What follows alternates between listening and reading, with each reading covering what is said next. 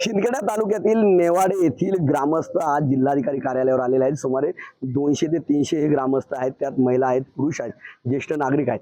सर्वात महत्त्वाची समस्या म्हणजे नेवाडेपर्यंतचा जो काही 3 ते 4 किलोमीटरचा रस्ता आहे, हा गेल्या 1.5 ते 2 वर्षापासून न झाल्यामुळे या ठिकाणचे ग्रामस्थ या ठिकाणी आंदोलनासाठी आलेले आहेत। आपण त्यांच्याशी बातचीत करणार आहोत। काय सांगाल, काय नेमकी समस्या आहे? आमच्या नेवाडे गावाचा रस्ता हा 2 वर्षापासून मंजूर झालेला आहे। 1/2/2024 रोजी मंजूर झाला होता। त्याच्यानंतर कॉन्ट्रॅक्टरने काम पण सुरू केलं। काम 1 लेअर 2 लेअर झालेले आहेत आणि त्याच्यानंतर काम बंद पडले। ते का बंद पडले तर ते आम्हाला समजत नाही। आमची समस्या एवढी मोठी आहे की वृद्ध यांना जाण्यासाठी रस्ताच मिळत नाही किंवा शैक्षणिक गाड्या येत नाही मुलांना शिकण्यासाठी। गावातील तरुण हे शिंदखेडा तालुक्याच्या ठिकाणी उद्योगधंद्यासाठी जात असतात, त्यांना सुद्धा हा खूप मोठा त्रास आहे। नक्कीच या ठिकाणी काही महिला पण आहेत, त्यांच्याशी काय सांगाल ताई, काय नेमकी समस्या? रस्त्याने ना खूप मोठे मोठे खड्डे आमच्या रस्त्याने, म्हणजे पोरांना शाळेत जाताना पण त्रास होतो। आता गरोदर माता असता, एखादा पेशंट गेलं तर त्यांना पण खूप त्रास होतो। त्यांना रस्त्याने जाताना खूप अडचणी पण येत आहे आणि मुलांच्या शाळेला बस पण येत नाही आमच्या गावाला। हो, ऍक्सिडेंट पण खूप होत आहे आमच्या गावाकडे।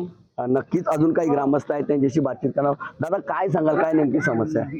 नेवाळा रस्ता हा 4.5 किलोमीटरचा रस्ता मंजूर होता। कमीत कमी प्रशासनाने एवढी दखल, आजपर्यंत अनेक वेळा निवेदन केलेले, पण प्रशासनाने दखल घेतलेली नाही या रस्त्याविषयी। आता आमची एवढीच इच्छा आहे, जर प्रशासनाकडनं होत नसेल तर आम्ही एकच ग्रामसभेने ठराव केलेला आहे की आमच्या 13/8/2026 रोजी जर रस्ता शासनाकडनं होत नसेल तसं सांगावं। तसं ग्रामस्थ सगळ्या गोष्टींना तयार आहेत।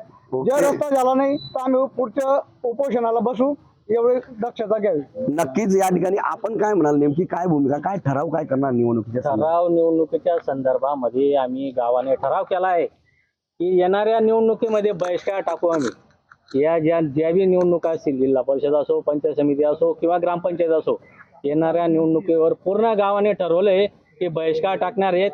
त्याच्यामुळे प्रशासनाने लवकरात लवकर आमच्या रस्त्याचा प्रॉब्लेम सॉल्व्ह करावा, हीच विनंती आम्ही सरकारकडे करतोय।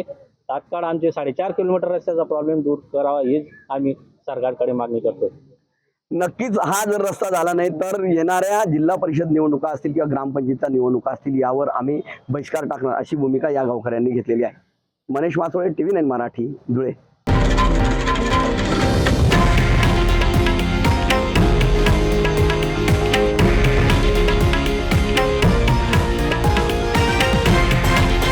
हे आहे देशातील नंबर 1 न्यूज नेटवर्क आणि आपण पाहत आहात TV9 मराठी, एकमेव।